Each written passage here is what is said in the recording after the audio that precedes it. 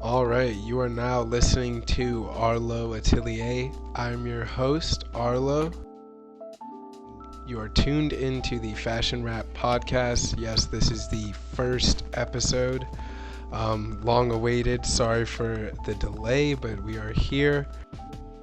This is a show that is all about me bringing people that I admire and creative minds that I respect, and getting to talk to them a little bit about their history and also put it through a fashion lens so that way we can have some deeper conversations and just analyze different aspects of fashion as a business and also as a culture. Today being the first episode, it was only right that I started it off close to home with one of my good friends, Jordan Ali, the Yo, founder of Just for Kicks Battles, yeah, a yeah. new burgeoning sneaker community that actually, I'll let him tell you a little bit more about exactly what it's all about and why he started the company. Jordan and I have been friends for almost a decade now, right?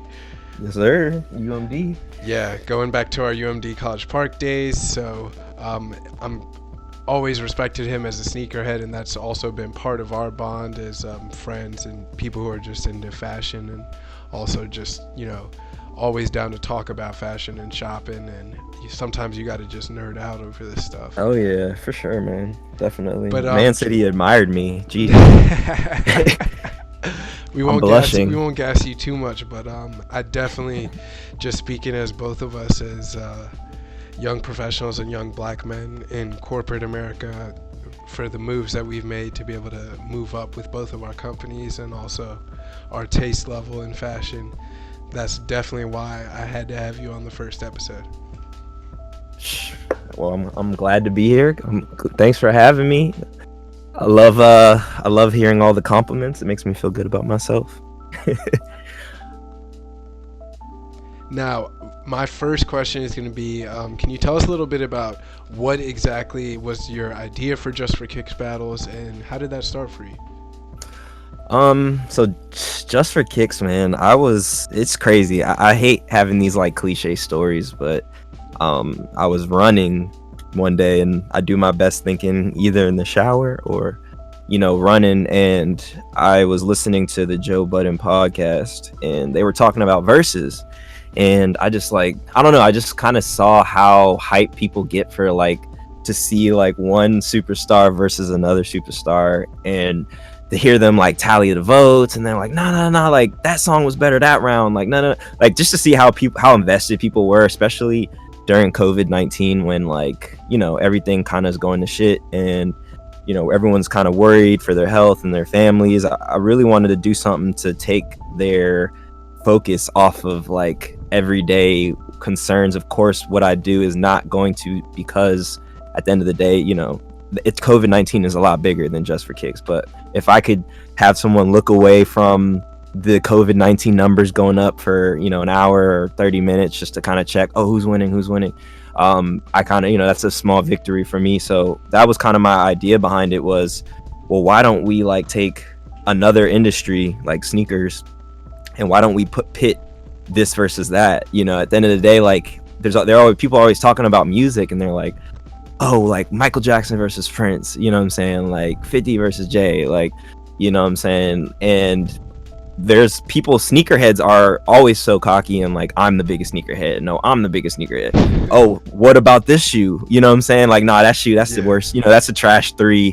So it's like, all right, let's put that 3 up against this 3 and let's see which shoe is the best. Or not even that, take it a step higher. It's let's see which sneakerhead is the best, or what I'm saying, who got the most heat in the tuck. And that's why you don't see me like actually battling. I ain't never done one of the battles yet, because the stuff that you just see, bro, is just crazy. Like, people have some crazy stuff, and that's really what's been fun about this whole process, man.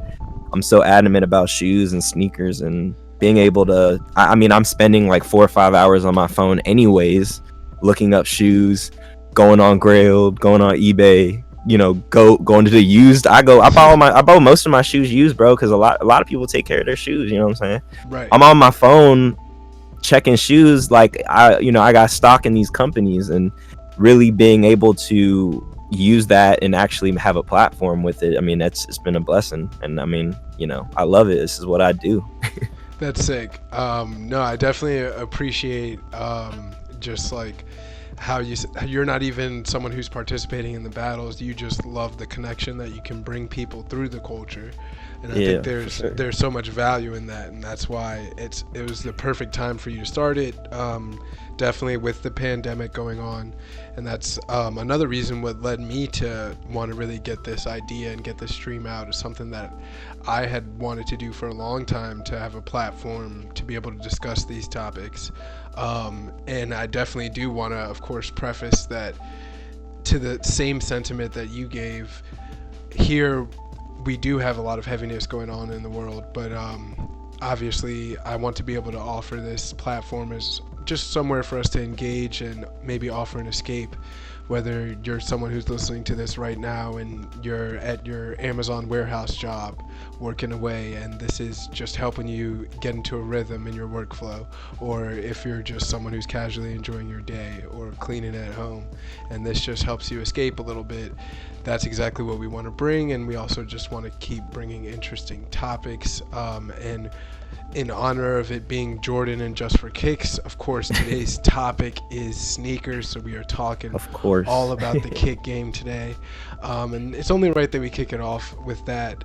We're going to discuss all about the sneaker business as well. And we're going to go through just the sneaker culture too, where it was and where it is now. So that leads me to my next question for you, Jordan.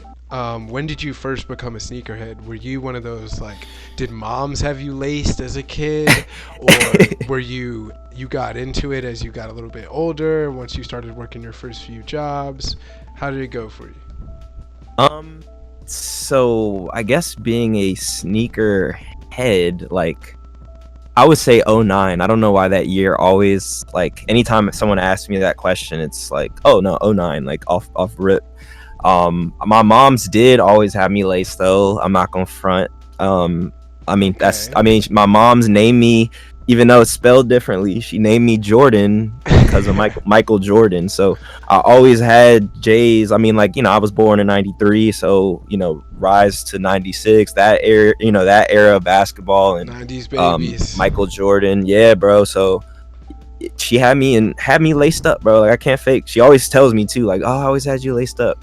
I was going to ask you because I actually got my hands on a couple photos here that definitely confirm this rumor as being true. Oh, wow. Yeah. So we've got over here a young Jordan looking like he's on his fifth year of life with a not only are these the Jordan 13s? Talk to us about these right here. Yeah, bro. They're the low top joints, bro, because I always thought these were Flints, bro.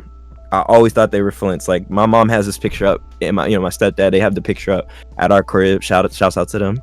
Hey, yeah. Mom, so yeah, these the low top joints. They low tops. I mean, I'm not really big on 13s. I think my mom at the time was just like, all right, blue, yeah, okay, 13s, all right, cool. Like, and yeah, we were probably the newer shoe, like around. Yeah, like that was, I believe at that time, yeah, at that age, yeah, that was. Those were probably the current Jordans that were out. But yeah, I mean, mom's had me laced. Mom's had me laced. We see you combined it with the jorts, and then we got the FUBU tee. Okay. Yeah, bro, I just vintage, real vintage. I got them jorts right now, bro. Oh, and wow. Over here we got, wow, so this is a flex. Young man in big flex. A very luxury car. Can you tell us about this pic? Yeah, bro, this is a Bentley. Funny enough, this is actually in Chicago, bro. My mom had to go to Chicago for her job, for training, I think, or something like that. I was 9 at the time, so I'm 9 years old. I got my 18s on. Bro, I was one of those kids, bro, at the basketball games that would pull up to the court with one pair of shoes on, and then you sit down and open the bag and put the other pair of shoes on to actually ball in. Oh, you got to. You have to be Chris. Yeah, bro. I was one of them. I mean, I guess you could say I was a sneakerhead my whole life, but I really got in the sneaker game at 2009. But yeah, I was in Chicago, bro. Stepdad was like, let's go to a Bentley dealership. I went. They liked me. They thought I was a little cute kid, and they let me get in the car and take a picture. Funny enough, we went to what is it? Is it United States? Where did the Bulls play? Where did the Bulls United play? Center. Yeah, United Center. We went there, and I took a picture in front of the Michael Jordan statue out front. And then we went to Nike Towns, which they don't even have, I don't think, anymore around here. Yeah. But they had a Nike Town in Chicago, like a 5-6 story like Nike building, and you could go in there buy shoes. It was, I mean, bro, it was. I guess I was always into shoes. Like I can't even lie for real. So you always had a love for shoes, but once you really got into it as almost looking into it as a concept of like a business, or that aspect of it was. Yeah. I've always liked shoes. Like when I was a kid, bro, I remember stealing my stepdad's East Bay magazines, right? And I would take them to school, and I probably was 8 or no, I was 9 at the time. And I would take them to school, and during recess we would like all chill, like, you know, we balling, playing outside, but then we would all chill around these magazines, and we would like go through them, look at the shoes, and like each of us were like, oh, these are mine, like you can't get these because you know, these are the ones that I called, and like circling them in the East Bay magazine like I was about to buy them, but wasn't. We were just looking at it just to fantasize. Like, you know how kids is like, oh, that's my car, like the car that goes by. Yeah, that's kind of that's how we was doing with shoes, bro. We was like, oh, those are mine. I'm gonna get the black Huarache. I remember the Huaraches, the 2K4 Huaraches. I remember literally lying and signing up and saying that I was like an adult to be able to receive the catalogs. Like, yeah, bro, that's from crazy. East Bay. Shout out to all my skate heads who used to CCS catalog. Oh yeah, the small joints, that was like, man, those were legendary. Like CCS, that was like, you couldn't wait to get the catalog to then talk about it the next day at work. I remember getting on dial-up internet just to request those. Like, that's the level that it was. And especially with East Bay, it was huge. Now, can you tell us about looks like the Jordan 18s in this pic? Yeah. All right. So Jordan 18s, funny story, those actually happen to be my first pair of real Jordans. So real emphasis I on can real. Definitely resonate with that. Mom Dukes was not having it. She was not copping me any real Jordans. My first pair of Jordans was actually just some Team Jordans. They were some subtle. They were good hooping shoes, which is what I ended up using them for. There were some just like low top, like all black, like just generic. Like it's actually a very popular silhouette now. It's kind of like what the KD Lowe's basketball shoes. Oh, word. Like. It was kind of like an early version of that in a Team Jordan. He was like, yeah, they Team Jordans, but like these my balling shoes, like these my play shoes. They not like I'm not wearing these. Yeah, I'm not wearing them for like fashion, but like low key, when I told my mom was like I wanted a pair of Jordans, and that was the max that I could get out of it. She was not. Bro, did you get the white and blue joints or the black and blue? I had the white and blues as well, but I always wanted the black and blues. I wanted the black and blues, and they were sold out. With the suede, bro, the suede on them Jones. Bro, and I had the 18.5s too, bro, the white and black joints. If I could ever do a Jordan collab, if anyone at Nike is listening, like with the leather that they put on this shoe, the way that you could lux that up and put that on a retro, ooh, that alright, like hit me up, Tinker, if you're listening. Facts, bro. But that just threw me back because by the time I was able to save my money up in 6th grade, my first real pair was Jordan 18s. And I had the white and blues, and funny enough, I actually did not take care of them. And eventually, I ended up skating them. I think towards the end. Oh, what? So, I was skating in 18s. Like that's crazy. That's wealth. I am a person who I realized that's when I'm like, obviously I was a sneakerhead, but I wasn't. I valued just like total style rather than just shoes primarily. Yeah. Because I like the aesthetic of like a worn or rugged shoe, or I appreciate it just as much as I do appreciate like a crispy or like fresh one. To me, it's just like distressed denim or things like that. No, that's a fact, because you have them Chicago ones, the patent leather joints, right? Yeah. I used to love them joints. The Chicago's, they had the black and gold joints, and they had the UNC joints too. Yes, that's probably my best sneaker that I have, because those are fire. I like those. O2 release. It's those are shout out to the homie Kevin Jeter, sold me those. Them joints are fire. I remember when you had them, John, I was like, wow, I haven't seen those in time. Like those are like one of the shoes that you have to like step back, like, oh, Okay, that's how you come in. I And see. if like wait, patent, you're like, they ain't made ones like that in that colorway and that Facts. material in ages. But it's like No, it's that's a just one of fact, those bro. things. But yeah, let's definitely get into it a little bit more about sneaker culture. So around '09 when you got into it, that sounds like right around the Nike when Dunks were like on and popping. Yeah. You could get them for under $100, Yup. and life was good. Shoes were accessible. If you knew where to go, you could get most releases, or you had to have a plug. Yeah. In the DMV, also there is limited resources, as we can speak on, both coming from that area. That there isn't just necessarily like, there's not too many stores that are going to have all these releases, like if you're in a New York or if you're in a Chicago. Yeah. No, I agree, bro. That's you're hitting it on the head for real. It's DMV, like they have a lot of known, I want to say like local chains of shoe stores, like Shoe City. Wow, so why am I blanking? There's another one. I like Modell's used to have drops too. Like I remember I got a pair of Jordan 2s from Modell's. I got the Jordan 2s from Modell's back in the day. Yeah, Oh, people there's need another. to put some respect on Modell's. Modell's is like, Yeah, but bro, they like low key going out of business for I yeah, think. no, I know the they one in filed Chapter Bethesda. 11. They filed Chapter Oh 11. word, So damn, RP Modell's. RIP Modell's, but Modell's was a staple. Modell's in was the a community. gem. It was a gem because nobody, you know what I'm saying? Like, it was one of those like, oh, you about to go get soccer cleats? Like, why you going to Modell's, bro? And it's like, huh, little do you know. Yeah, Modell's got the fire soccer cleats, but then they also had the fire jerseys. They also had. That's a fact. Yeah, That's a so fact. But yeah, it's a yeah, shame bro. that they Like, didn't adapt with the times, but no, that's a that's fact. what happens. Definitely. Nah, but for sure though. No, Shoe City. Downtown Locker Room. That's what I'm thinking of. DTLR, yes. If you DTLR. are They from the they have DMV, like you pretty know legit DTLR. releases now, dude. They have pretty legit releases now. Yeah, I've they've seen got them. they get some stuff for real. But like back in the day, bro, with like Dunks and like I remember having to go to How were you skate copping shops. most of your releases? Yeah. I remember going to skate shops to get them. That was like back in the day. Like nowadays, the skate shops will release them, but they be everyone's hip. Like you know what I'm saying? Like it's on on social media. Like there's a Twitter called Sneakers Twitter or something like that, and they'll tell you like all the drops, where to get them, and it'll list literally by like Instagram page. You click it and it takes you to the Instagram page. So it's like back in the day, no one like people weren't like banging with skate shops like that. You know what I'm saying? Yeah. I go there.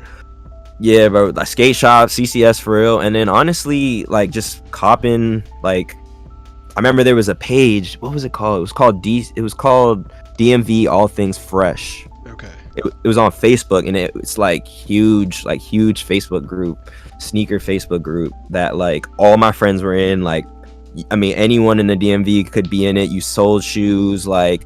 I think they still are up and they do like legit checks and stuff And like it was that. like a I haven't community basically. community, bro. Yeah, it was a community, and I mean honestly, they had people. You would sell trade shoes on there. It was and literally it was like a Grailed, but like back in the day, like before Grailed, before Depop, before. I mean, people was buying. I was buying off eBay too. Rarely though.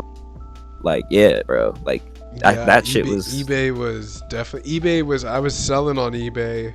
But I wasn't buying off eBay as much. I feel like eBay back in the day, I always felt like everything was fake, or like I was always sketched out as a kid. People were getting got. People were getting got on eBay for sure. Facts, bro. And I almost got by a pair of replicas one time, but For real? I was able to sell them to someone else as replicas, and they paid, word. They paid what I paid for them, so I was fine. Oh, bet. That's not. I mean, yeah, I feel you, dog. I got. Somebody try to bamboozle me, bro, and this is probably What's the worst deal you ever made as a sneakerhead? Let's worst hear it. deal. All right, so what was this? This had to be like sophomore year in college. Sophomore year in college. I'm gonna go with that. I saw this picture of course I've known at that point I was like, you know, in the shoes for years. Like I've had everything you can think of. And I saw this picture of Frank Ocean, bro. I'll never like forget it. He had this picture. I forgot who he was with, but he had the black cement SB Dunks lows on, bro. And I saw them shits, and I just like something in me like turned on. Like, I need these shoes. Like, no matter what I do, I need these shoes. Like, I don't know where I'm gonna find them, but I'm gonna find them. And like, I remember I interned at the time at Comcast, and like, you know, you're an intern, like you do all your work, you have free time, you're on the computer, on the internet. I'm like all day on my phone at work, like on the Metro home, trying to look up these shoes. I find a pair, bro, in my size 9, at this consignment shop in Philly. And I went on Instagram, and Wale followed them. So I'm like, all right, they're legit. Like, you know what I'm saying? Like, Wale is a reputable sneakerhead. If he follows them, Wale needs to get his flowers. He is one of the he's most underrated sneakerheads. Pioneer. He a pioneer with it, for real. I mean, a lot of the really shoes that I like I've seen Wale have first. Yeah. But yeah, dude. So I saw Wale follow them. I'm like, all right, bet they real. Like, whatever. Picture, they look good. They're like, I mean, 9 out of 10. They're asking $750. At that time, SBs weren't crazy popular, of course, but $750 was reasonable. So I said, you know, whatever. I'm gonna do it. I do it, get the shoes, bro. First of all, the front of the toe box was like not smeared off, but I don't know if somebody skated in them or something. It was like scraped off, bro. Like the cement, like elephant print, like a part of it was scraped off. I was like, okay, like they're not that bad. To your point, I like my shoes a little beat, not crazy beat, but I like them worn because they look better. They got more character. So I said, whatever. I look at them and I'm just like, something ain't right. Like, something is just not sitting right with my soul right now. And then I look at the box. It's the orange Nike box, which I believe that's what they come in. But on the tag, like the tag was weird. Like it looked like somebody printed that joint on a printer and like got sticker paper, printed it, and like slapped it on there. So I did some digging, and then I find out I hit up PayPal, and I'm like, all right, bro, like I'm glad that I used PayPal at that time. That literally was probably the first time I've ever used PayPal, and ever since then I used it. Right. I hit him, I was like, I think these are fake, like, you know, can you start a case, So I hit the dude up, I tell him, the man gonna tell me they're B grade after I've already purchased them and they've received at my house.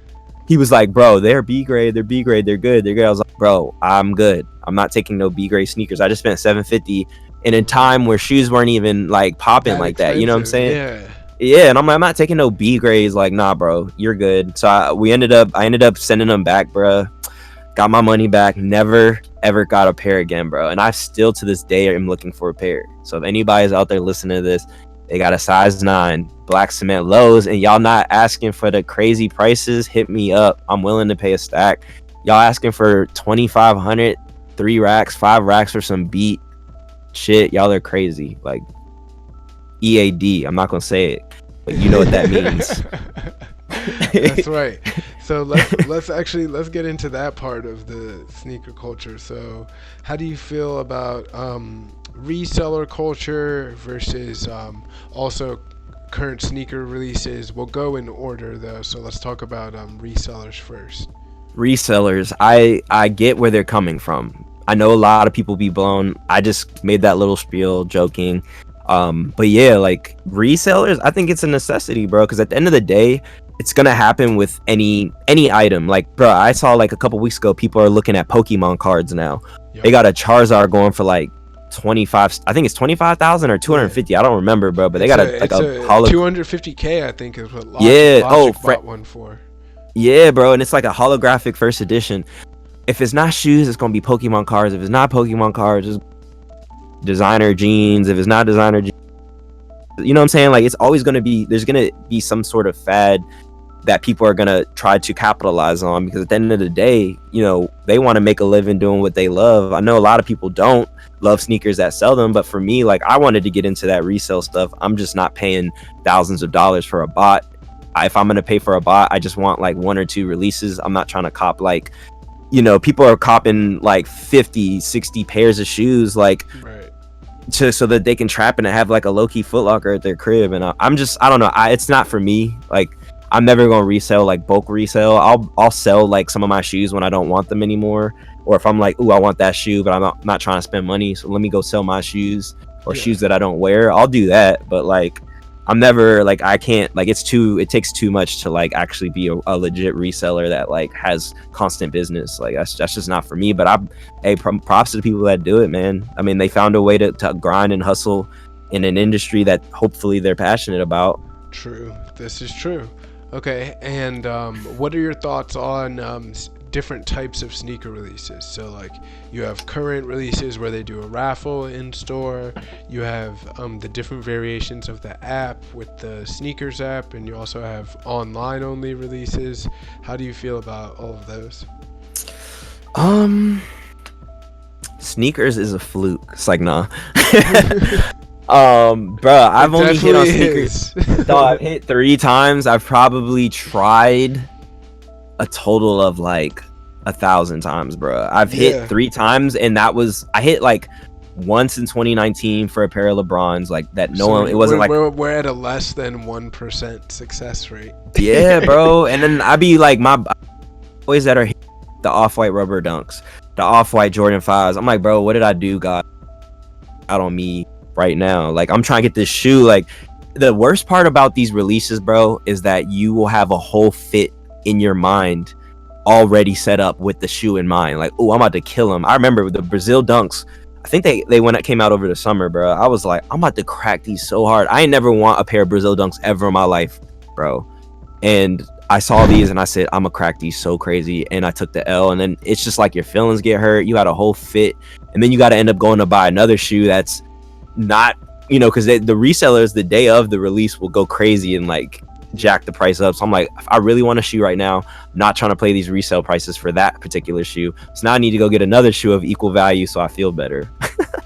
Damn, that's true. That retail therapy kicks in. Oh yeah, it is retail therapy for sure, man. But no, I mean, the way that shoes are now, I get why they do it. They want to give everyone a chance.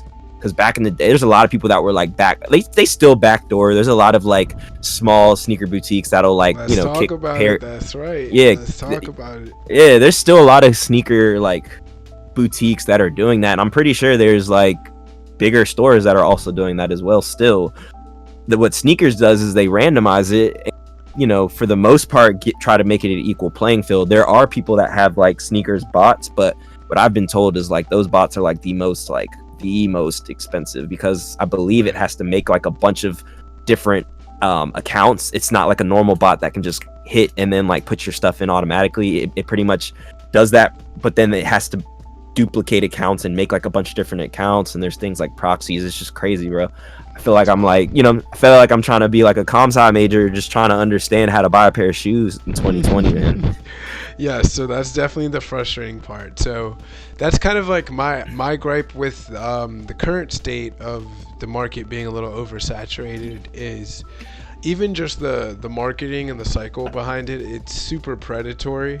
So what happens is there's this shoe that you hear that's rumored that's coming out to release, and then somehow 6 months to sometimes even like a full damn like year in advance, your favorite celebrity artist has them, is showing them off on social media. You follow that celebrity, you want to emulate what they have. They have something that is not even, they're showing you something that's not even available on the market at that point in time, that they probably got as a free kickback from that company. So, not that they need that. Obviously, this is someone who can definitely afford to even pay resale value for this shoe.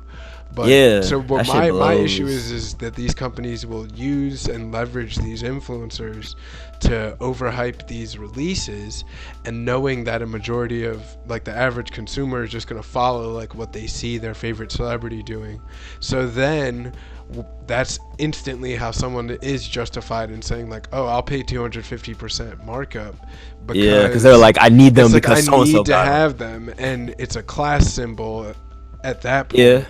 Well, you broke it down. That's just, that division is the part where that business model you're treating your customer poorly, and somehow the customer keeps coming back more and customer more. Likes being treated poorly, bro. That's why consumers like to be shitted on, bro. For real. It's like, nah. I mean, in a sense, it really is. So, like, if I could make an analogy of, like, think of, if you've ever heard of, like, there's these restaurants that are on certain beach towns in the East Coast. I don't know if they're across the country or whatever. Oh, I know what you're talking about. The ones that like talk shit about you while you're eating and shit. Yes. So the concept is that you come to this restaurant and the experience is that they actually give you poor service. They verbally insult you. They spill drinks. They like joke around with your food. Take forever to bring your food out. And this is all a part of the act or the experience that you're paying for at crazy. that restaurant. And I think some of them are called like dirty dicks or like things, and you'll go in and they give each person who's attending the restaurant like a little hat. They'll write like a mean name on it. Oh, like, yeah. Like an insult, and then you have to wear the hat like while you're there. So that's the analogy. The sneaker game right now is if those restaurants exist, but imagine if those restaurants were always overbooked and you couldn't even reserve a table. And you had to you had to leave your name like a week in advance and then hope that they would call you and be like, okay, we have a table finally, just to get a chance to go there and then have them shit on you. Like in that experience. That is kind of what it feels like to buy sneakers at retail price nowadays. I also do understand the business aspect of it. Why would you not continue to make it a scarce resource when like your demand is going through the roof? It absolutely makes sense. And they realize that they can't control the resellers too. And the resellers, if anything, they help popularize the releases, because the sell-through is always going to be 100% if the resale market is valuable. Because those resellers are going to make sure that there's no pairs that sit on the shelf. Bro, it's so funny that you bring up like the influencers, like, and them getting the shoe ahead of time. Did you see 2J's kicks? I think his name is 2J's, or is it 2JS? I don't know. I did not see. Bro, he has the Nike Dunk, the Nike Dunk Supreme Jones, the new ones that are coming out next year, early 2021. They're like they pay homage to the high top Supreme Dunks with like the crocodile skin with the stars. You know what I'm talking about? Oh damn! Hold on. Was this posted on your page? Yeah, that's on Just for Kicks. Yeah, but dog, he had them Jones. They literally just leaked like them Jones right there, the top ones, that one. Yep. Okay. Bro, they literally just leaked like a couple days ago that they were coming out, and then this man's like, "Well, might as well give y'all like quality pictures of these." I'm like, bro, how do you have these already? I'm sick because I need these. Part where it hurts. You know, I'd be so obsessed, bro, because I'll go on Just for Kicks, bro, every day, and I'll look at this. These are amazing. The black pair, every pair can get copped, bro, for real. I'm like, I can wear those. I can wear the lime green. Those can get, even those can get copped. Those with like a suit, bro. Like a suit would be crazy. The brown ones. Yeah. Yeah, bro. I literally go on Just for Kicks every day and look at that picture and just swipe and look at each of them. It's just the way I get myself up in the morning. And I'm like, bro, if I don't get these, I might be on suicide watch for real. Like, I need these. Them Jones make me so sad, bro. I need them. It's very serious. Like, but yeah, that's kind of just seeing the sneaker industry at that point where it is today. It definitely is frustrating with the releases, but it's also one of those things like, hey, what I've also realized is that there are so many releases now that I kind of just go for the ones that I really like. Yeah. And then it means even more to you if you hit in those cases. Oh, yeah, for sure. And there are some people that are doing some cool things that I like.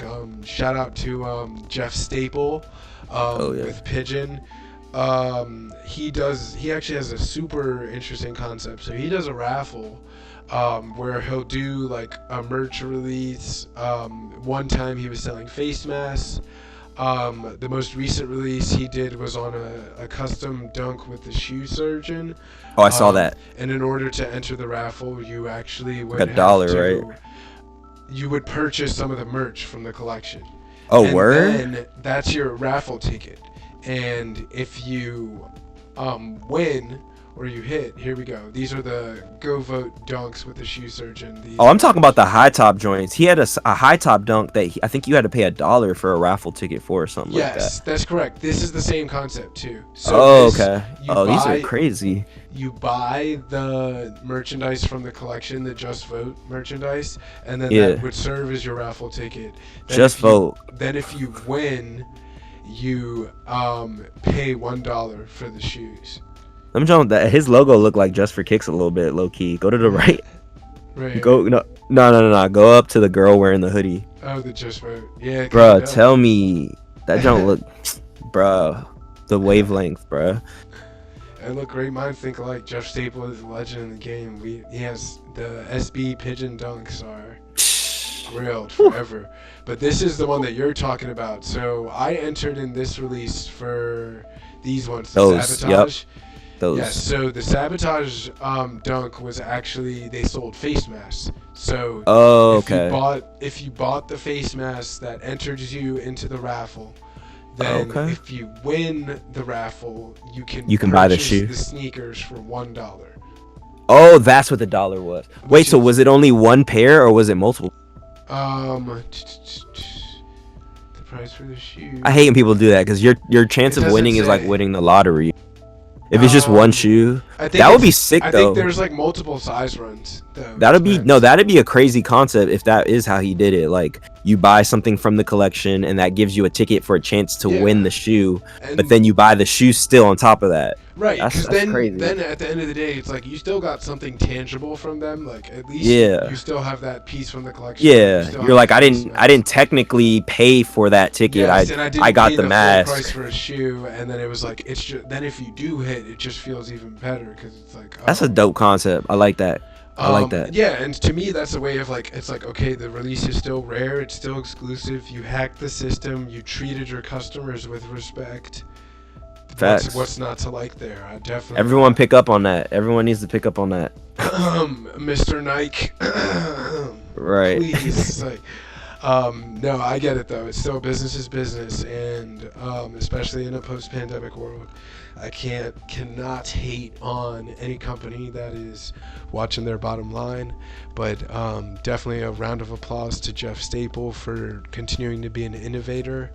And thinking ahead, because I think we'll see a lot more business models like that in the future, because if 2020 has showed us anything, it's that people want to put their money behind and support brands that are conscious or actually care for the community. For sure. That's 100%. All right, so let's get back into talking about DMV sneaker culture in particular.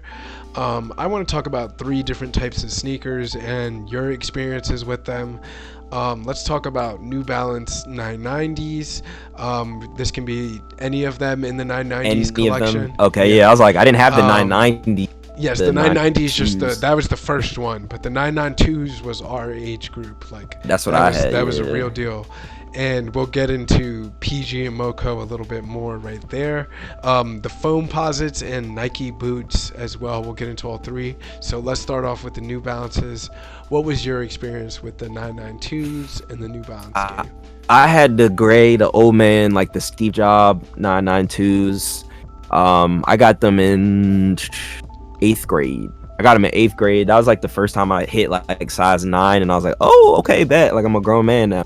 I got a grown man size shoe. But yeah, I had them joints, and yeah, I was psyched over them things, man. That was like probably the first shoe that I got in a brick that was over $100. Like, I think honestly that might have been the first shoe that I bought that was over $100 at age 13, because they were like 135 or 150, I think. Yeah, it was crazy back then. They were pretty. They had a pretty solid price point, and it stayed. I think it was like 125. Or like 135. Yeah, it was crazy for that time. That's all I know. Yeah. But yeah, I had those. That's honestly that pair. What other pair? I mean, that's honestly out of the 990s. That's the only pair. If you didn't have some 992s, something North Face, something Spider, something Helly Hansen. Oh yeah, for sure. And some Sol Beato that you really weren't. Oh yeah, Sol Beato all day. Shouts out to them. You were not for the culture. Yeah, shout out to Sol Beato. Like those are my guys. I remember just going ahead of the culture, and they what I love about them is that they continue doing business in the DMV. A lot of the times we find that DMV creatives leave the area and find success, but for anyone who's staying in the trenches and bringing good energy to the community and bringing their business there, that's respect to them. Yeah, bro, and I love them because they have all the fire, like high fashion, Prada, Margiela, like, they got, you know, what I'm saying, in the back. Yeah, people. But dude, I don't even be going there for the high fashion. I be like, I'm coming here for y'all brand. You know what I'm saying? Yeah. Like, there's certain like pieces that I've thought of, like, that I wish Sabbiato did, and I was like, I like hit them up. I call them like, hey, like, do y'all have like old like vintage Sabbiato pieces in the back that I can like cop? You know what I'm saying? Like, I know people ain't looking for like old, like early 2000s Sabbiato like pieces. Something that was just sitting around that didn't move. And I hit them up, and he was just like, unfortunately, bro, like, are we done?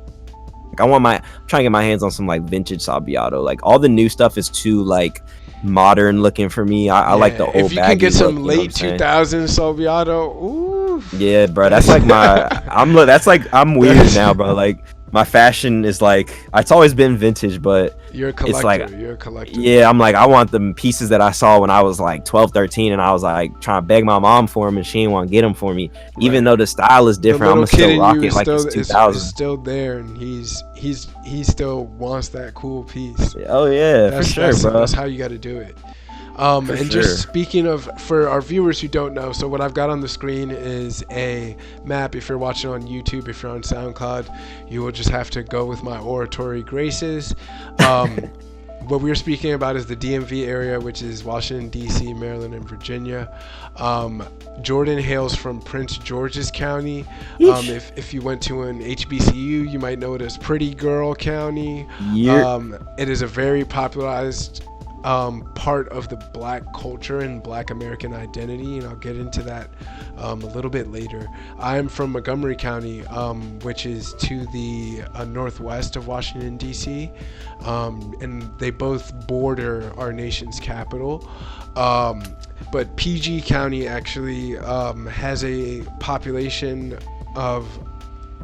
large population of wealthy blacks.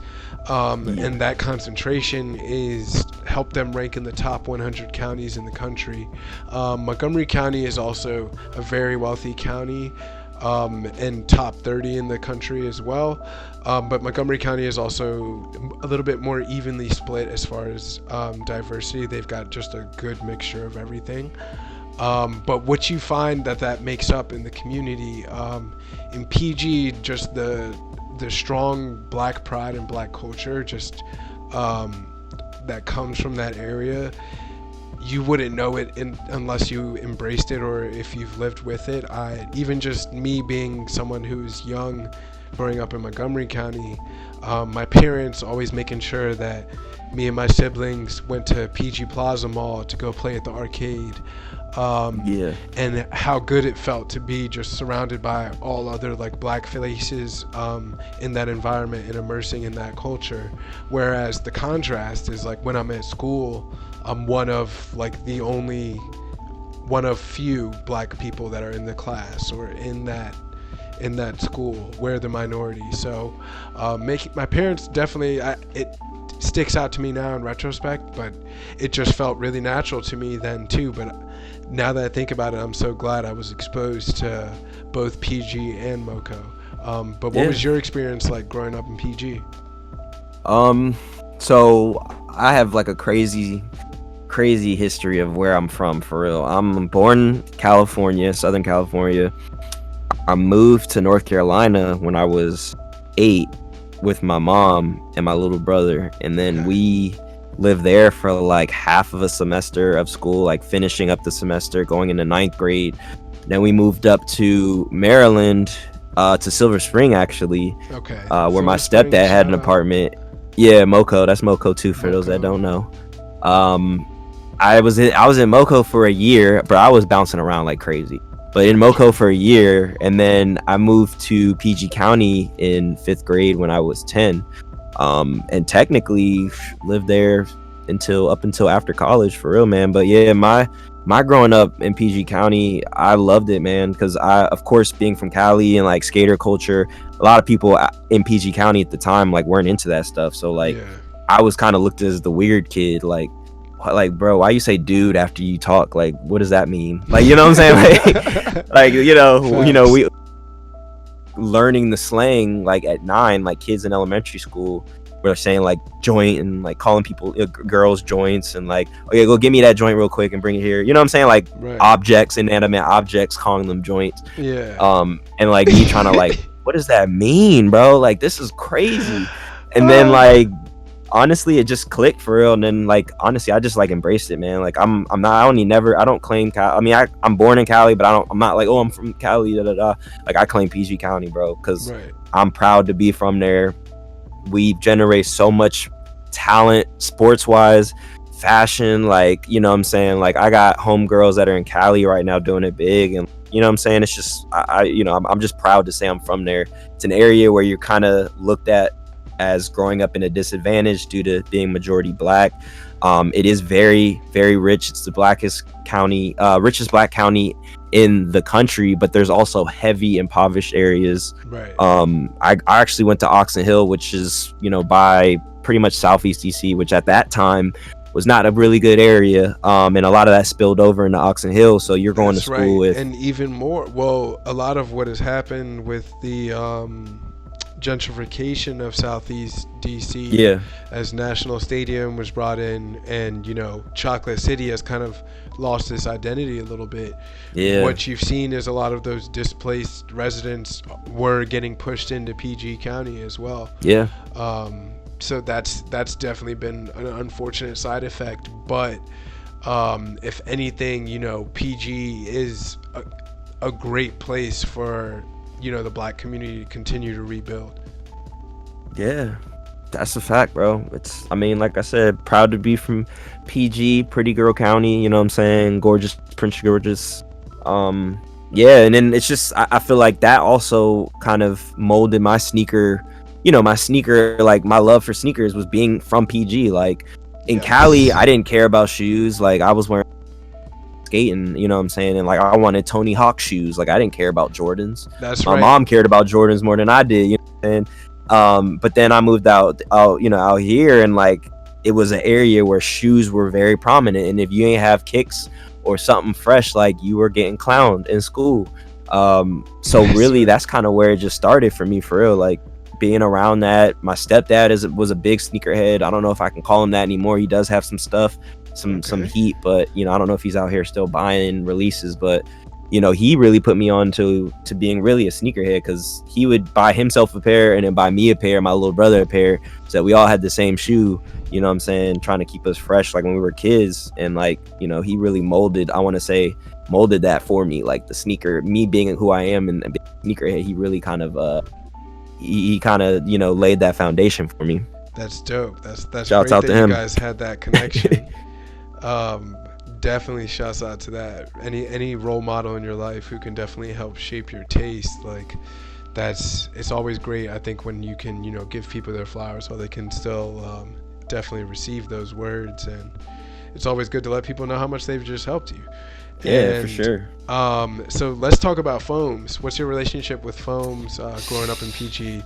For people that don't know, Foamposite, the Nike Foamposite in PG, in the DMV, it was a staple that blew up like to a massive point, and now then it spread across the entire country as well, and the Foamposite became one of the most sought after silhouettes.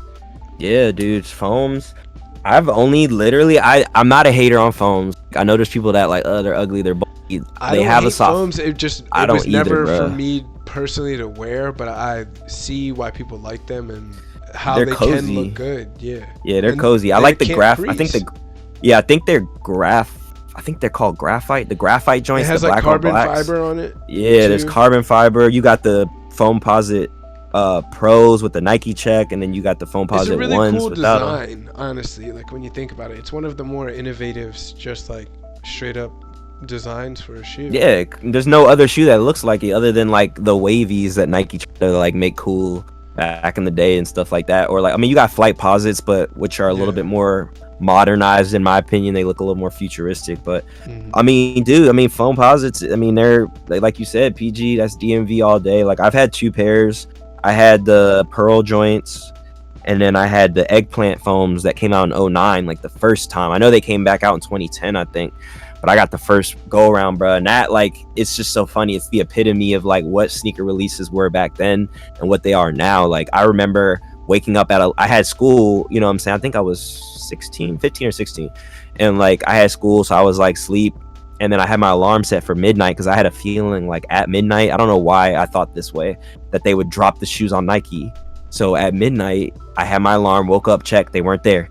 And then I remember waking up like every hour on the hour to check the site to see if they were there because I knew they were so popular and they were the first time they came out. Now people see eggplants and they're like, oh, those. But back then, that was a big deal. Like there weren't a lot of new foam posit colorways. Eggplants were crazy. They were reselling for like 800. Yeah, bruh. So I got so I remember, what did I forgot how it all went through, bro. But I just remember telling like my mom, shouts out to her too, because like I of course paid for the shoes, but Mom Dukes, like I woke up and I was like, I need your help. Like while I think what happened was I went to school and I wanted her to still call around for me, so she would call around to places for me. I remember getting on the phone with Nike and they were telling me like, yeah, there's something going on with our site, like can't put them up. So then she started calling around telling me like where they were, and then I want to say it was in Forestville, Maryland. She was like, yep, they got a pair size 9, they're gonna hold it. And I remember like leaving school, getting in my car like after school was done and like driving over there and picking them joints up. Bet. That's lit. That's how the hunt used to be. Now yeah, dude, it is a little different, but now we'll go into the last shoe that is a staple in DMV sneaker culture.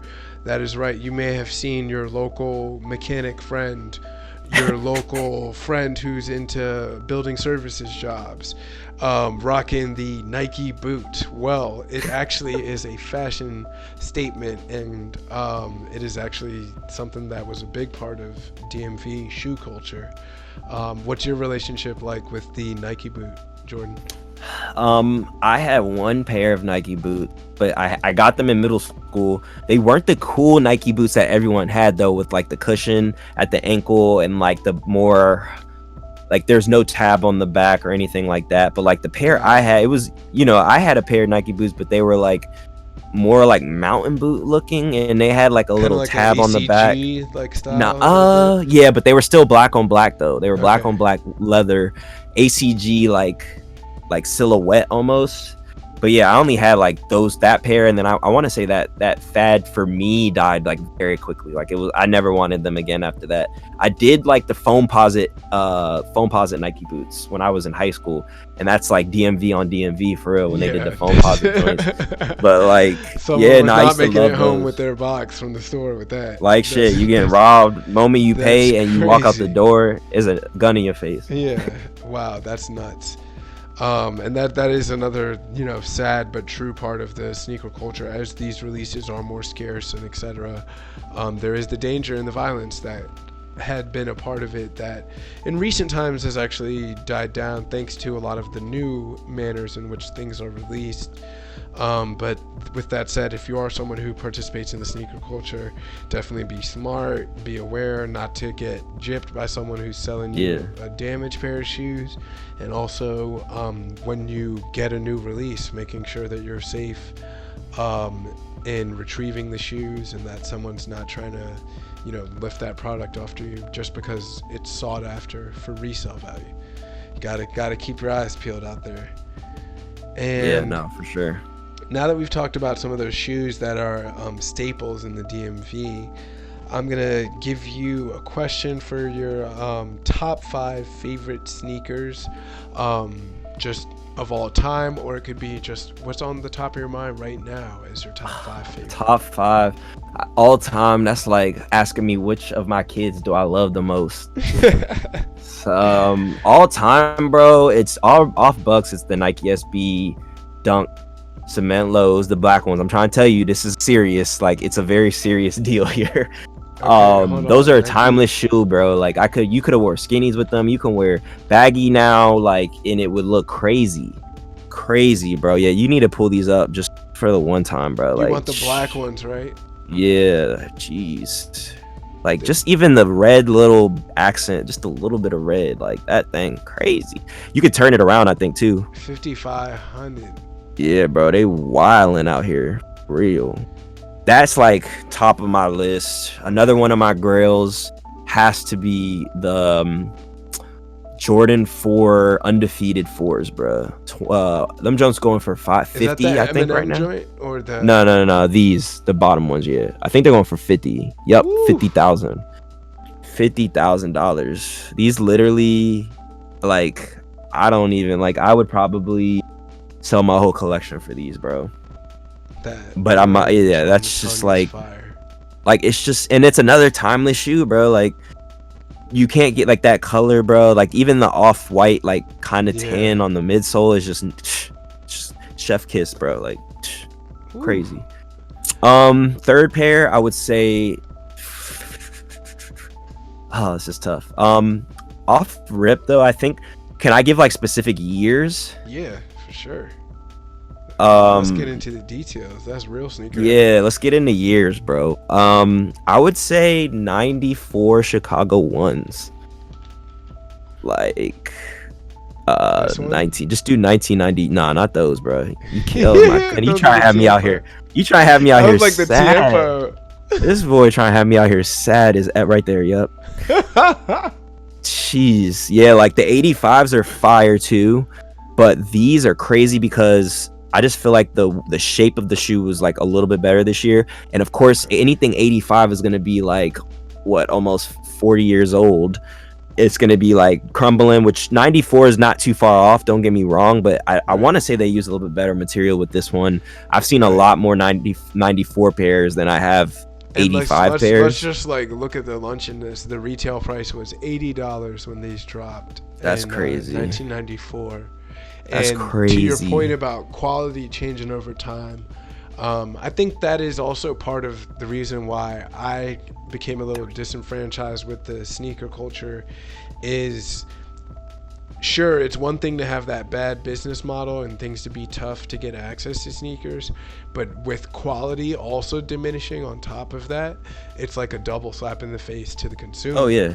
So that's something that I think if quality returns to releases, and which is obviously going to drive cost up further if that happens, or if they can somehow maintain cost and drive up quality, that's when the culture will really be in a good space. Facts. Now what's up next? Right. We got number 4. Okay. Jedi Nike SB Dunk Low, bro.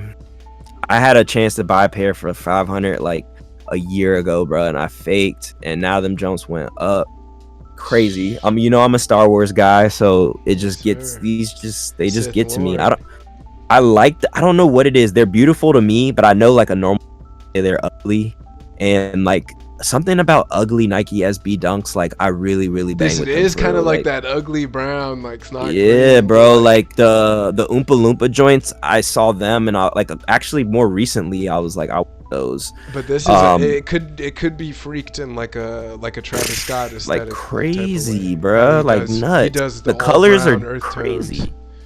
So those would be 4. I'm gonna throw a curveball, bro. Number 5. Tom Sachs Marjar, bro. I know nobody would ever think that this would be the brown or the those or the I think there was a one. No, not those. No. Scroll down. I know there's a 2.0, but then there's like one more pair. There's a pair that came out before those. It's this. I would just look up Mars Yard low key. Probably just.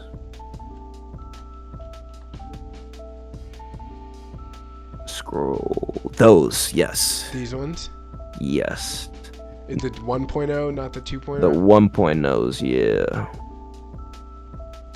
These drones are just crazy to me, bro. I don't know why. There's something about these that just make me like. It's just, this is not a shoe that you would probably normally see me in, but like the color, the fact that these were made like for astronauts, from what I remember. Like pretty much like he made these shoes with like, I think they were like with the mindset of like, because I read this book, the sneaker book, and I'm gonna send you the link on Amazon, bro. You need to get the joint. It's this book called Alright. Sneakers, and it has chapters, like 50, 60 chapters, and every designer, like there'll be Nike designers, like Tinker has a chapter, Virgil has a chapter, Jerry Lorenzo has a chapter, bro, like anybody you could think of. They each have chapters where they talk about their shoe. Tom Sachs has one, and he talks about this shoe, and he said, like, you know, when Nike makes shoes, they make it with the athlete in mind.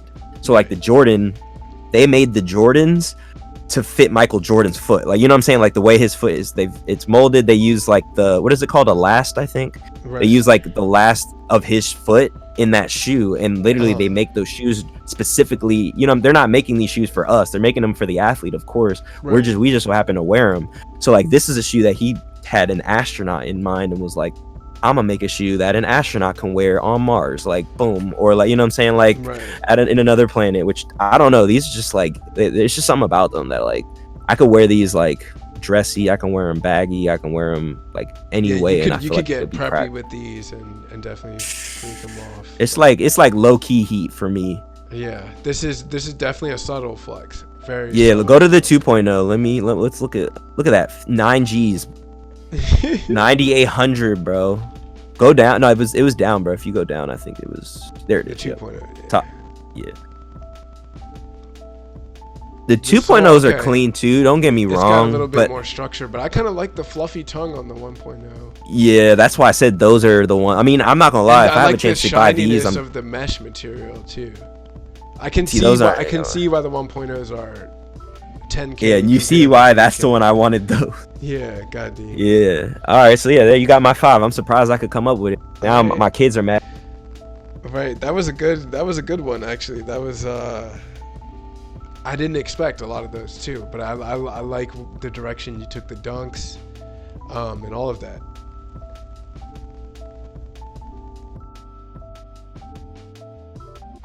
So, next question is going to be, what are your top 5 favorite sneakers that you personally owned? Sheesh. Oh, you making it difficult here, bro.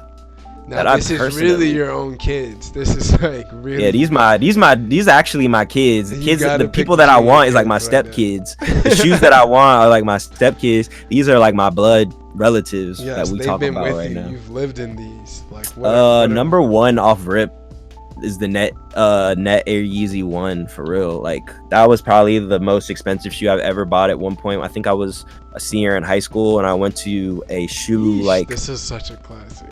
Yeah, I went to a shoe event, bro, and I knew the guy was selling them, and he told me to meet him there, bro. Pictures of me at the event with these shoes in my hands, wearing a pair of Old Love 1s, and like you could just see in my face, like it's just like I'm complete. Like I finally got a pair. Like I remember these came out in 2009, bro. I was so obsessed with them. Like I had pictures all over, like of these. Like anytime I could Photoshop something, a cartoon or something, I put these on them. I got my pair, bro, like in my size, which is the crazy part. And like I was just like, I'm never getting rid of these. These are a shoe that you'll never see me sell these ever. Like my boy be like, bro, you can get like 3, 4, 5 stacks for you. I'm like, I don't care. Like the shoe means more to me than the money. I can get the money easy. It's the shoe is harder to get than the money. Yeah, at this point, that's why it's got that value. Last sale, $3,743. Think about it. Yeah, like shit. That's why I be telling people I got their mortgage on my feet. It's no joke at that. I'm telling you, I'm honest. I'm honest Abe with it. It's like nah. Number 2, I would say is I had a pair of 1999 Air Jordan 4 Breads, and I got these when I was 16. I met a dude on Craigslist right there, the fourth joint. Yep, third joint. I met a dude on Craigslist. He posted the ad for them joints. He had these. He had the white cement joints. He had 2 pairs of these and the white cement joints. But I was so broke that I could only afford one, and I think I paid $200 for them. Came with the original box, no crumble. You could still see the air bubble. Like it had the retro card and everything, bro. I ended up having to sell them joints like 3 years ago because they ended up crumbling on me. Like after wearing them at a party one day, I was like, damn. True. Yeah, those are like one of my like. Where did they start falling apart on the back right here? Yeah, the white area crumbled. Yep. Yeah. That's how it goes. That's 2.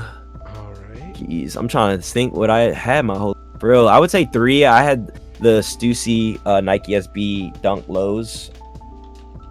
I had them Jones DS, bro. Never wore them. Ended up selling them for like $300, and now I'm sick. Ooh, Sick. That hurts. You sold them for 300. I had them Jones for like for the low. Like the guy was trying to get rid of them. These like These here, take them for the low. Yeah, those. These are your aesthetic for sure. Yeah, right. Like for real. I will have to say number 4. I'm gonna have to shout her out. My girl Cece got me these. Shout out probably to Cece. Yeah, shout out to Cece, bro. One. She's the Fear of God ones, the Air Fear of God ones, the black pair. Oh, so she blessed you with the Fear of God ones? Yeah, Cece, bro. The third jumps. Yeah, she's those the, joints. The best party host. Like in the future, yeah. she will probably be a guest on this show. We definitely need to get that female perspective. So. Oh yeah, female sneakerhead for real. Yes, yeah, we definitely got to. Yeah, bro. She hooked me up with these, bro. Back in the day, I got these. I think I got them 2 years ago for my birthday. She got them for me. Shouts out to her. I love her. Yeah. You know, I gotta give her a plug. You know what I'm saying? Jerry Lorenzo definitely did his thing on these too. Bro, when I first saw them, I didn't get it. And then I saw them again and I was like, wow, I'm tripping. Like they feel crazy. They feel like you're like walking on the moon. They're so cushiony. They're so fire. They're like one of my coziest pairs of like shoes. I wore them the first day and they felt like I've been wearing these like every day. Got you. These are yeah, I'll say those. I don't know. I do have an honorable mention because there's two that I'll say. What about the all black Adidas Yeezys? Oh, the 700s. I hated myself because I bought those I dropped a pretty penny, bro. So when I got my job at a college where I work now, Pepsi, I got my first bonus like for the year, and it was bread. Like it was the most bread I've ever seen in my whole life, bro. I put away some of it like my student loans. I put away some of it for savings. I put away some of it so that I could go on a trip, and then I still had money.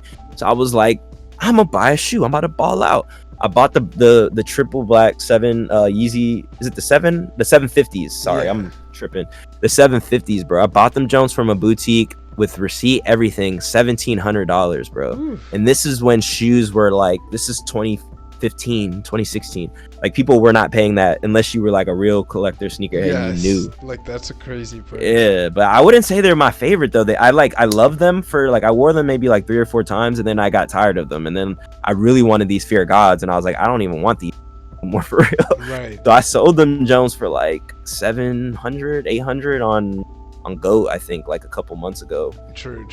Yeah, right. But I would say my favorites, bro. Like if I'm talking favorites, like I also got some Tiffany's 2 years ago, Lowe's, like Grail shit, like first Jones. Got them Jones for $500, bro. Damn. From GOAT used. That's what I'm trying to tell y'all. If y'all want shoes, I'm giving y'all a gem. I'm sure there's a lot of sneakerheads that know this, but if you a normal out there and you don't know about shoes, I'm gonna give you this gem. You go on GOAT, you go to the GOAT used, and there sometimes are steals, bro. I got these for $500. I remember I just got my wisdom teeth pulled out. I'm like, you know what I'm saying? I'm wisdom toothed up. I'm swollen, but I seen these and I was like, whoa, 500, and I wasn't even planning on spending $500 that day, but I said I gotta do it. Like younger Jordan would be mad at me if I passed up on this. What size did you get? I got a 9. I got my size 9. It's going for $3,000. Dog, $500. Yeah, exactly, bro. And they came from GOAT, so you know they were authentic because they authenticated them. I think they originally were sold at StockX because there was a StockX sticker on the box. Came with original box, everything, bro. Like it was like, I mean, honestly, the only issue with them, there's a little tear on the inside check. But I mean, I don't care. I'm paying $500. I can probably get that fixed at some point. I'm Gucci off that. Like take that to a compliment. Okay, that's a Grail for sure. So yeah, we got that's 3 or 4. That's 4. So okay. 5. What's my 5th? Jesus, this is difficult, bro. Any New Balance creeping into your top 5? Nah, not that I've owned. Nah, but okay. I will say the Jordan 17s were probably another one of my favorite shoes that I ended up getting because I remember they were cool when I was a little kid and I couldn't afford them. I think they're was it University Blue or College Blue? I forgot what they're called for real. Carolina? Nah, go down. I'm so mad at myself that I don't know this. Just go to Jordan 17. Go back. Now scroll down. Those jumps, oh, they call them wizards. Ew. The Wizards. Hey. They're not called the wizards. I've never heard someone because this was when Jordan was playing for the Wizards. Yeah, I know, but are they called the Wizards? Scroll down. I'm like confused now. I've never heard them called the Wizards, but these are the ones I had. I got them senior year in high school, bro, and they came with the briefcase, so I thought they were just the coolest fucking shoe, bro. What is this on the edge of the heel? So it's like I don't know if it's metallic, but it's some reflective material. They put like a little tab on it so that it doesn't get scratched up in like shipping and shit. So when you get them, you just peel the shit off. It's like stainless steel on your shoe thing or the yeah. So yeah, that's my 5 that I've owned. All right. So you've had some heat in your closet. That's oh yeah, for sure. There's definitely more. I'm just like I'm blanking, bro. I've had like 2000 Space Jam 11s. I've had 97 Cherry 12s, like literally OG. Like I got the pair that came out type shit.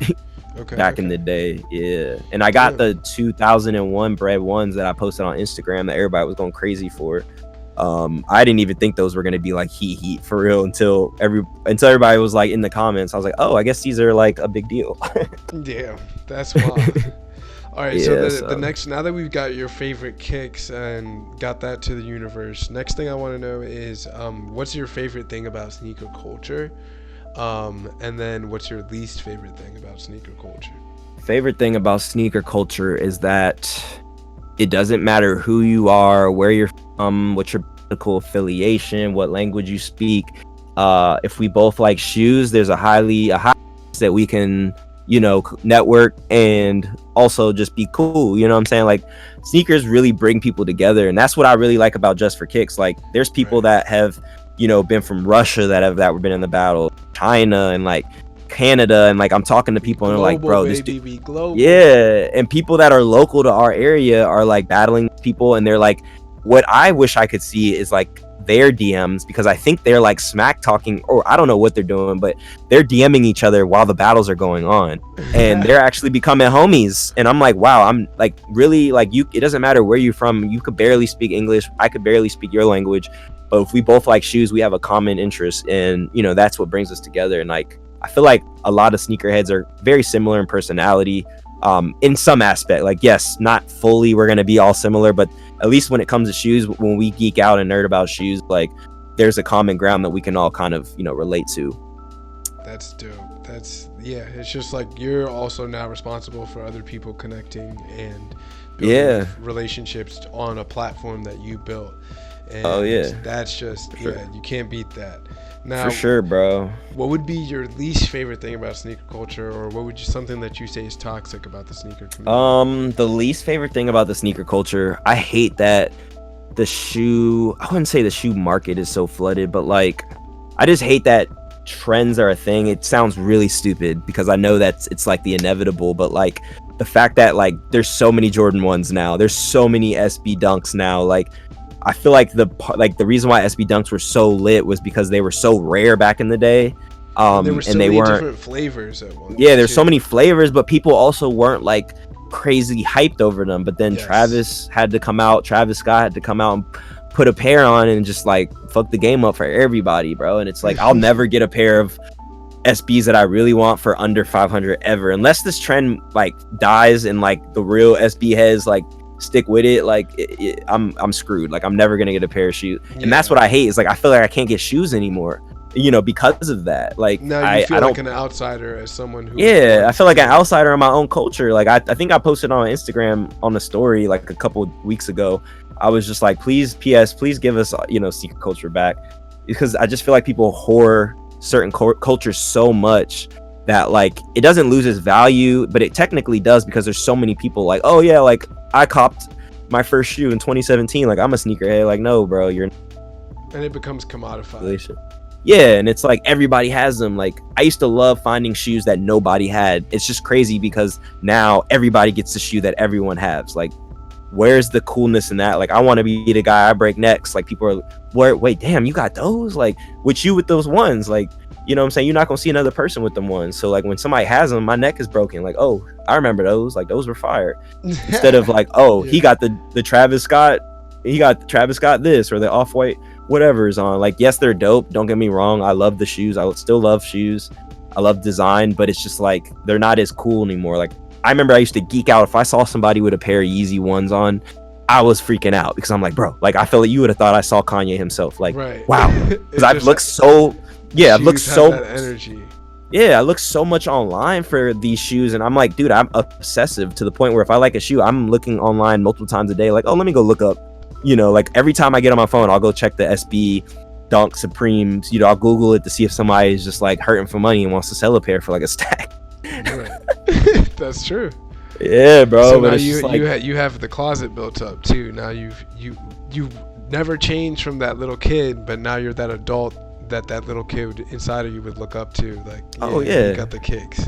Yeah, for sure, bro. And if there's a shoe that I was like, I know the cool gray 4s just like retro. I think they were last year. I think last year they retro.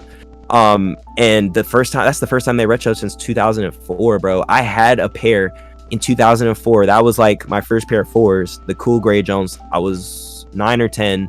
I got good grades. My stepdad and my mom was like, we gonna size you, we gonna hook you up. I got a pair of the cool gray 4s. I got a pair of the black and red LeBron 2s with the strap against the ankle. Okay. Of course, I beat those 4s to smithereens because I was a young kid and I'm probably playing in recess with them.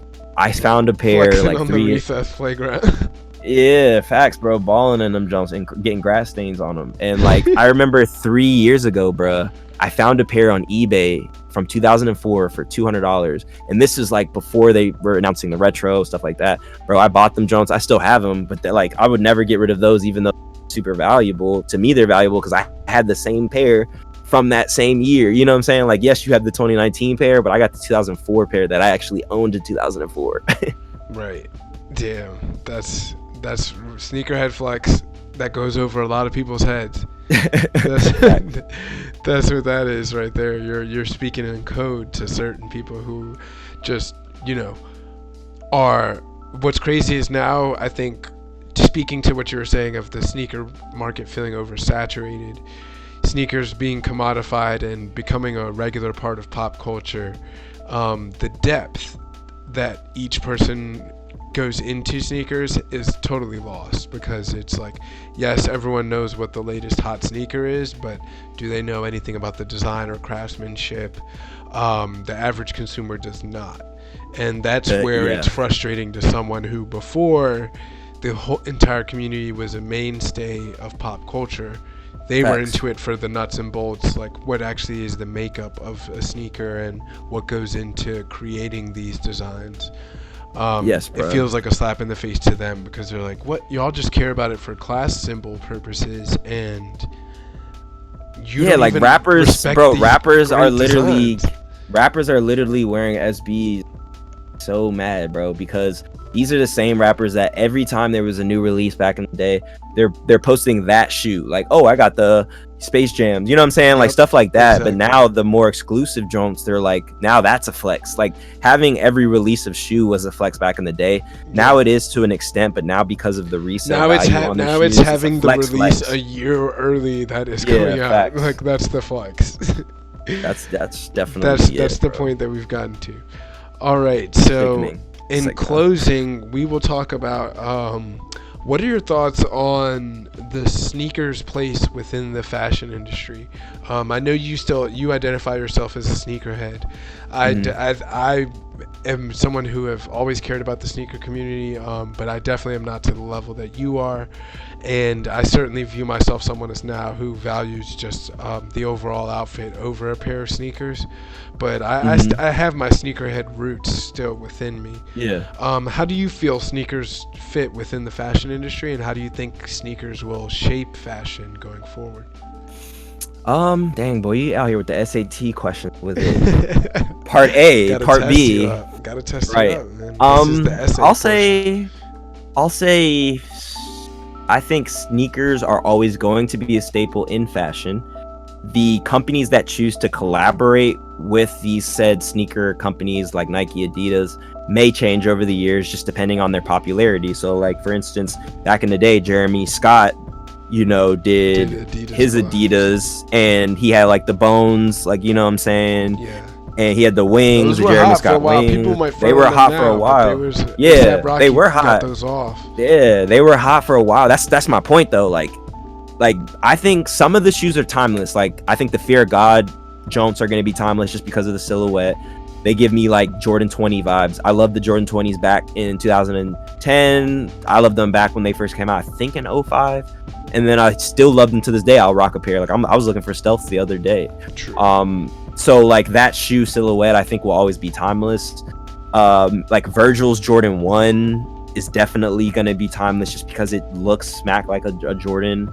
I don't know if people are going to like the gaudy like zip ties and stuff like that moving forward, but True. Yeah, I feel like shoes are always going to be a staple in fashion. It just depends on the trends at that moment with who has the access to actually creating with these like sneaker brands. Right. That's true. Okay. So that definitely makes sense to me. And I see like sneakers, because of its crazy popularity, it undoubtedly is going to continue to shape the fashion world, and also in a post-pandemic world where everyone's dressing more casually, comfortable shoes are just, they're here to stay. And yeah, even in when people do have like dress shoes, they'll be like more of like a special occasion thing. And I think you're going to see a lot more sneakers in the workplace. That trend is only going to continue. Yeah, definitely. As we shift and recover our economy, and as we just move forward as a nation, I think people's style is going to reflect that, and we're truly going to see sneakers in every aspect of our life. It's they're here to stay. If you are someone who's fighting sneaker culture, that's cool, but I would urge you to find what works for you and what you like within sneakers. You don't have to get as in depth as Jordan and I have here today, but this is two close friends who are really passionate about the topic to really be able to dig into this level, and also just coming where we come from. So in Montgomery County and PG County, Maryland, that area, the sneaker culture, as we touched a little bit on today, if you guys are interested in those topics, I do advise you to do a little bit more research. We kind of only scratched the surface here in our discussions today, but those shoes have really made a big cultural impact on us in the areas that we grew up in. And a lot of that is what has shaped who we are as men today too. Definitely. So any closing statements that you want to say, Jordan? Sure, man. Like I'm a sneakerhead, but I'm not selfish. I like to drop gems and I like to put people on. So if there's 3 things I would tell people to do or buy/visit, I'll send them to you, Randy, so you can like put them up or whatever. I'll post the link in the description to these gems that Jordan is dropping. Yeah, I'm about to drop it on you. So what's crazy, Complex and FIT have a certification course in footwear that you can take online. I did it last year, and it's something that you can put on your resume if you're trying to get into the sneaker industry. It looks good. It talks about history. It talks about everything from design to how they're made to manufacturing, marketing. I had actually signed up for that. What was your experience like? It was good. From that? It was good. I don't like. I get where they're coming from with the assignments and having to do homework and stuff like that. I just honestly wish I just could watch all the videos and just take exams or something at the end. But they are really cool. Where you Photoshop shoes. Like honestly, it's crazy as it sounds. Like I wouldn't want to design my own shoe. Like as crazy as it sounds, I'm a realist, and I feel like I'm a perfectionist, and it would take me too long to get a shoe down pat. If somebody wanted to design a shoe for me and let me slap some of my creative genius on it, cool. And we can collab on that, but I don't like from the ground up. That is way too difficult. Like just having to think of a silhouette like that has not been made before is crazy. But you would like to come up with ideas and mix something. Yeah, like I know, like if I ever got a Just for Kicks Dunk like SB, bruh, instead of like on the cement lows, I'm not even gonna make you sign an NDA for this. I'm about to give you some upcoming designs like okay. But the cement dunk lows that we so the cement dunk lows that we just talked about with the elephant print, instead of it being elephant print, bro, like I want like electricity print like all over that, like similar to the what were those, there's a pair of Vans that are like crazy. I don't know why I'm tripping right now. Are they Vault something. They have some crazy vans that have electricity all over them. I'm obsessed with like the way electricity looks and like stuff like that. So I want like my shoe to be like incorporated in that. But always the coolest element for an anime character. If you yeah, facts, bro. Or fire, or do an element, water, fire. You know what I'm saying? Like colors and different flavors. But that's besides the point. The FIT class, it does ask you to make your own shoe and like do stuff like that. So that's why I kind of went off on that tangent. Okay. That's one. Two, if you are a reader, you read. I am not a person that reads books. I will not lie to you. Like I do not. I watch anime, and I don't read books. Right. I read manga. I read manga sometimes. Hey, but you got it. You got into reading manga this year. That's I got back into manga after my years of Shonen Jump back in the day. But that's a mental workout right there. Reading manga. I say all this to say, there are 2 books. If you are a sneakerhead, you need these books.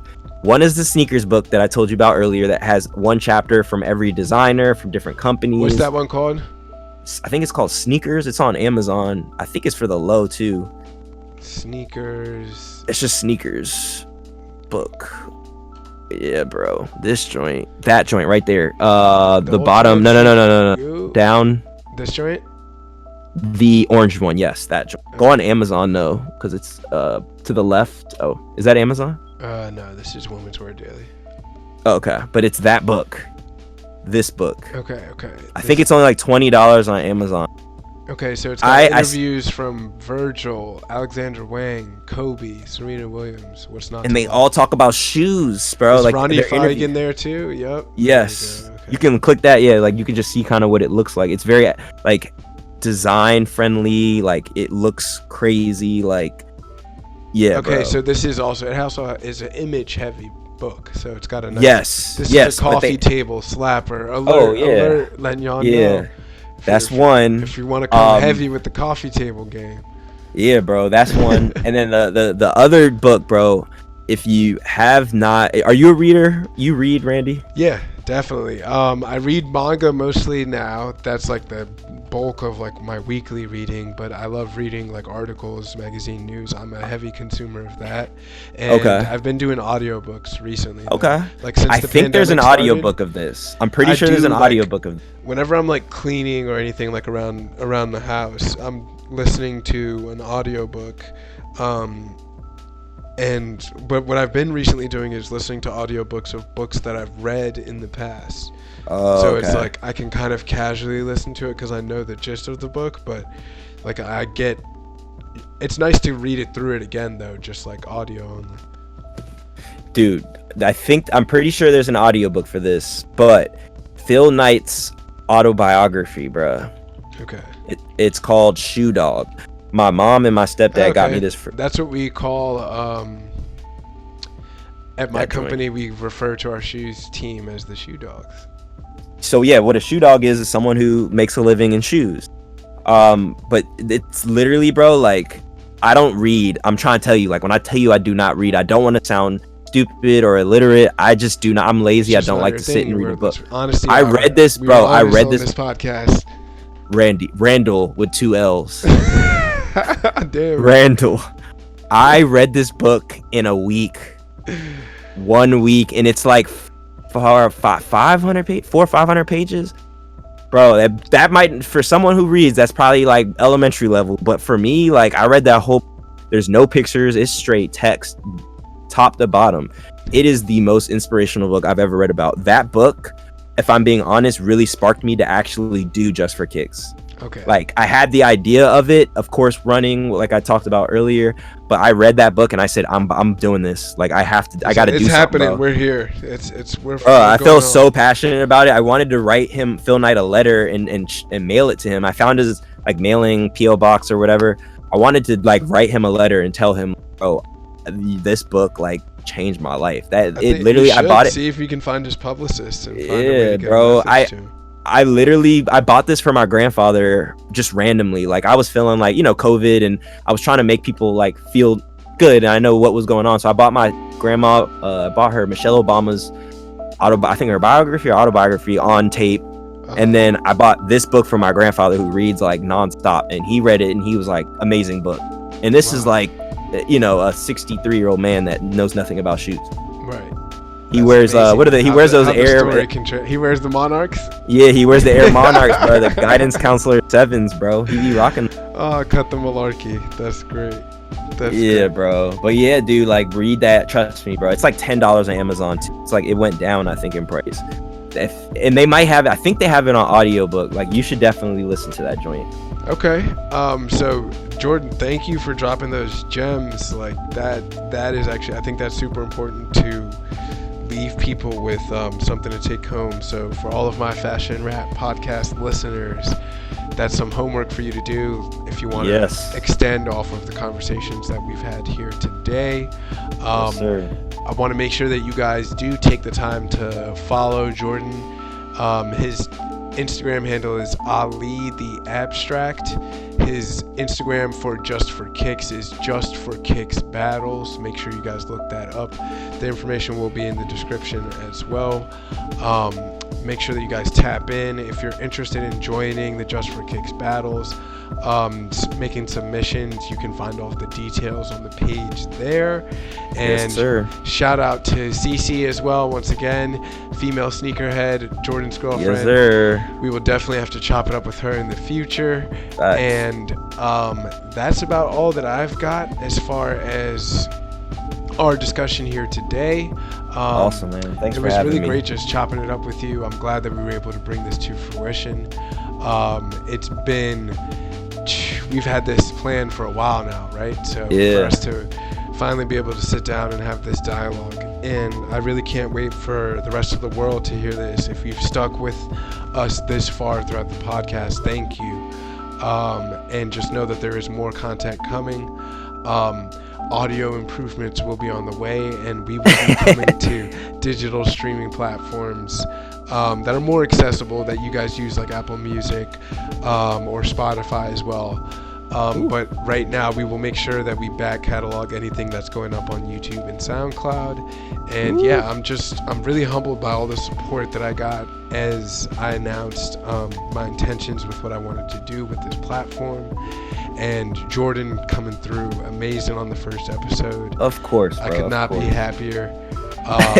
That's pretty much all we got here, and I'll catch you guys, and we'll be rapping about fashion in the next one. Thank you. Yes, sir. Let's get it.